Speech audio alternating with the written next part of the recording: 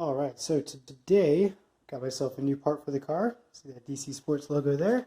Got myself an axle back exhaust. So I was thinking about going MagnaFlow. I just decided that I'm not really going to do anything performance-wise, like no turbo, no supercharger, anything like that. So I didn't really think I needed a full cat back exhaust, but instead I got this guy. So it was actually a lot bigger than I was expecting it to be. So I guess I've been under my car a million times at this point, but I don't know, the canister, it just looks freaking massive. It's like bigger than my head.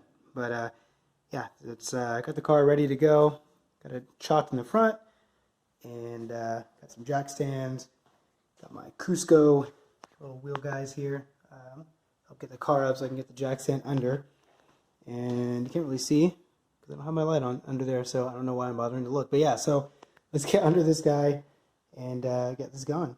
Alright, so we're now under the car and we are looking at the 12mm bolt that needs to get undone for the exhaust clamp. Then we'll get the rest of the exhaust off of this little guy here, little hanger, and then there should be another one right there. Yeah, so I've been watching a few videos. They all say to kind of get some soapy water in there just to make things a little bit easier to do.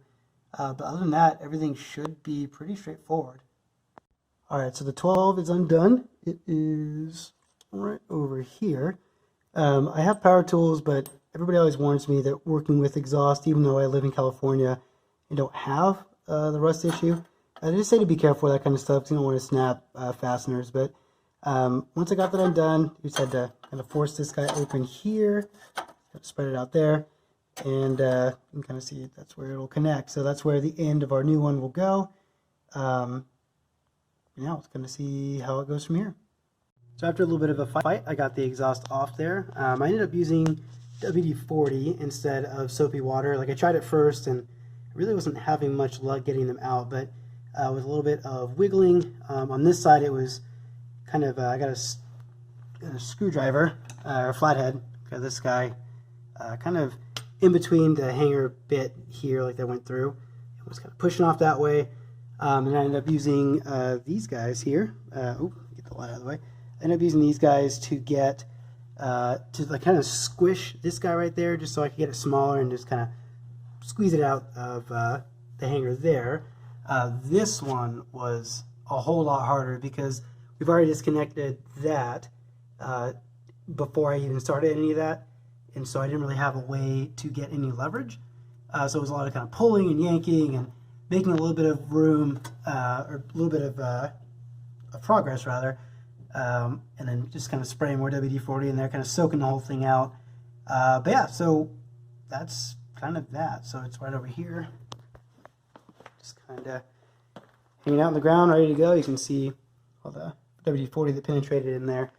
There it is. That one's a little dry. That was the first one. The first one's a little drier now because it's been out for a little bit.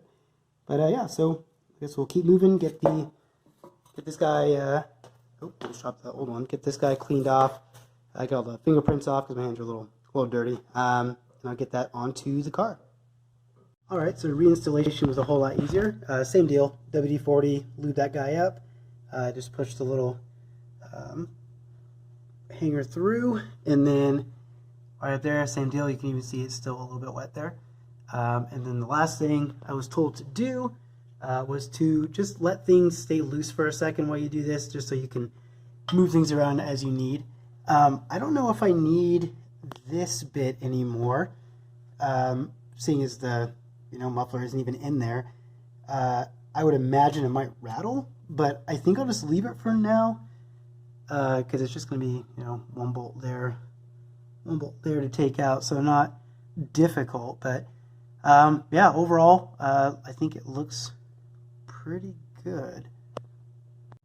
Alright, so I broke my rule and used my Milwaukee little guy here because it was kind of a pain in the ass to just keep trying to tighten that and have it spin on you. So yeah, I just use it on a lower setting and just kind of went little by little, and it is fully clamped there. We're all still good here. Kind of grainy, hard to see without the light there. Yeah, we're all good there. All good here. So it's in there pretty solid. And last thing we want to look at is just how it lines up, which is basically in the middle here. Oops. Oh, there you go. Oh, it'll help if I have this turned the right way. Anyhow, yeah, it's all set. Good to go, centered. And I think that's pretty much it. So I guess now it'll be just recording how it sounds.